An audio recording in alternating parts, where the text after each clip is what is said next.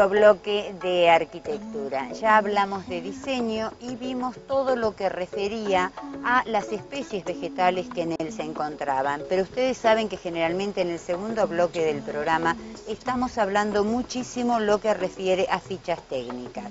Así que, ¿qué les parece? Compartimos la siguiente ficha técnica junto a Susana Currás. Vamos a estar hablando de sedum y de todas las características botánicas de los mismos. Bueno, Susana, en este caso seguimos hablando de aspectos florales o que llaman la atención en cuanto a color en jardín en esta época. En el otoño. Exacto. Estos son los sedum. Sedum hay muchísimas variedades. Sí. El que más se usa cuando armamos un cantero de herbáceas es este sedum. Este color, que es un color morado, y tiene esta altura, yo te diría un poquito más puede ser, pero no mucho. Plantado tiene esta altura, acá están en macetitas porque estamos en el vivero. Exacto. Pero plantado pueden llegar a los, como mucho, 80 centímetros, más no. Y quedan muy lindos combinados los dos tonos, el violeta con este que es un tono bastante más morado y más subido. Esta planta es muy fácil de reproducir por gajos. Muy simple. Mira, no necesitas idea, ¿viste? Porque las visitas. Sí, pero no, sí, sí, es verdad. Pero hay que tener, hay que cortar un gajo y plantarlo. No hay que usar anti-shock, ni enraizante, ni colocarlo en agua. Simplemente en tierra blanda y bien abonada con un poco de humus. Así se hacen los grandes jardines. Claro. Los grandes jardines no se compran miles y miles de plantas. Sobre todo cuando hablamos de jardines de jardineras, sí, que nos gustan las plantas. Exactamente, trabajar con las plantas, sembrarlo. Y otro de los detalles es, como siempre, y en este caso más en particular, que mucho hace a la diferencia, porque si plantas uno se pierde totalmente. Sí, salvo en una maceta, Julieta lo tiene en una maceta, claro, pero estamos hablando queda de muy lindo, a tierra. Pero en un cantero sí hay que poner cantidad, porque un cantero de 3 metros de largo de sedum es casi imposible comprando todas las plantas, y lo divertido es hacerlas también. Exactamente, y verlo crecer. Esta variedad, eso es lo que te quería decir, esta variedad cuando brota, cuando sale la flor, no cuando brota, sino cuando sale la flor es verde. O sea, el cantero lo ves todo con estas flores color verdes. Después se pone de este tono o del lila, acuerdo a la variedad. Y después se ponen marrón oscuras, un chocolate muy subido, casi negro. Entonces, es divino asociado en esa época del año con el amarillo de las gramíneas. Sí, queda espectacular. Por ahí buscas alguna foto para mostrarlo en algún jardín en distintas etapas del año, porque esta planta vale la pena y es muy rústica para el frío, para el verano, para el calor. ¿Requerimientos? Poca agua, normal. Nada, no tiene requerimientos. No la pongas a la sombra porque no te va a florecer, o se desparrama y se pone, busca el sol, se acuesta. Pero no, es una planta ideal para el sol, por ejemplo. Claro, porque tiene una hoja carnosa, se ve que también. Y no viene de otro color la flor, eso es importante para saber combinar. Solo si la compran en invierno que no tiene flor, tienen que saber que viene en siempre tonos de rosados o morados. Para combinar. Nunca, por ejemplo, en amarillo. Momento ahora de darle la bienvenida al ingeniero agrónomo Norman Dissek. Ustedes habrán visto en el programa de la semana anterior, estuvimos recorriendo todo lo que era la peatonal de calle Drago junto a Norman. Hablamos de jacarandá, hablamos de palo borracho, pero no podíamos caminar este sector sin hablar de esta Santa Rita que cobra una presencia importantísima dentro de la peatonal. Para hablar de ella, de su historia y de las características botánicas de Santa Rita, la siguiente nota junto a Norman Dissek.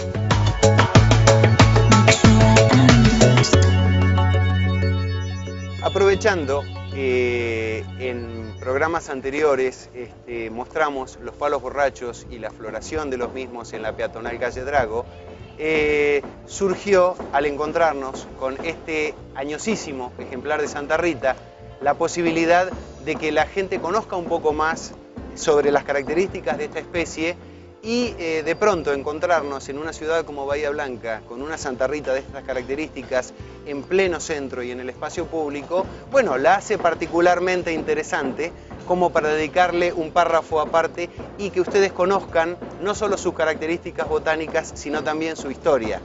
Quiero que sepan que esta planta en realidad no la plantó el municipio, sino que es la única sobreviviente de cuando se encontraba aún Drago cerrada, ocupada por comercios y por construcciones, y que sobrevivió a la apertura justamente de esta calle.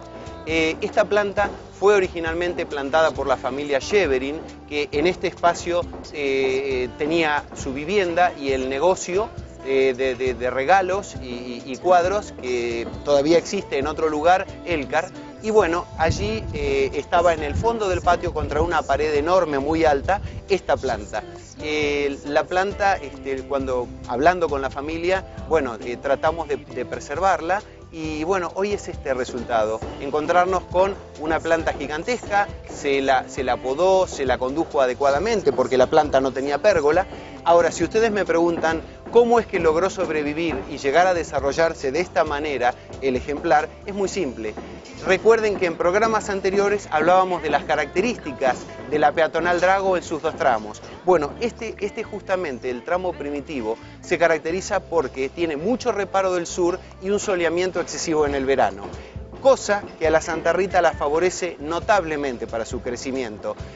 Ciudades como Córdoba, ciudades como Rosario, tienen la Santa Rita como parte del equipamiento verde de los espacios públicos y realmente no genera ninguna hazaña el logro de las mismas y la floración espectacular. Sin embargo, aquí en Bahía Blanca, la presencia de un ejemplar propio de la flora mediterránea con una floración prácticamente ininterrumpida durante todo el verano, sí es un hecho de destacar, justamente porque no es común. Ustedes saben, los que eligen para tener en sus casas Santa Rita como embellecimiento o como parte de nuestro jardín, que genera grandes satisfacciones y grandes frustraciones.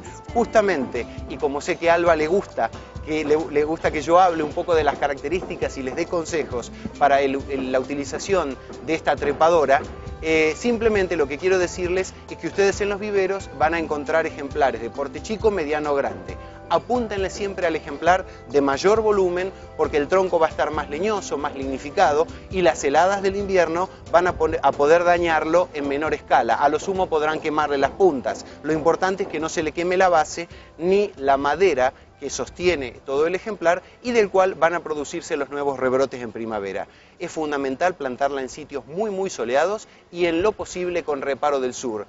No les aconsejo la plantación de Santa Rita ya fuera del ejido urbano porque el viento, el frío, las heladas hacen justamente que esta especie fracase en la mayoría de los casos. Sí, dentro de los jardines con reparo, del radio céntrico, creemos que es una experiencia interesante. Y un último detalle es que van a encontrarse que existen ejemplares de Santa Rita de floración simple y de floración doble. Esta que tengo acá es de floración simple, de un color rosado pálido, muy florífera, y son justamente las de flor simple las que más soportan las heladas invernales. En esta variedad de Santa Rita, justamente, el ejemplar no florece de manera continua, tiene periodos de descanso y picos de floración. Sí existe una Santa Rita que se conoce vulgarmente como Santa Rita común, que tiene la hoja más alargada, y esa sí, prácticamente es de un color rosado más intenso, y esa justamente es la que tiene una floración prácticamente ininterrumpida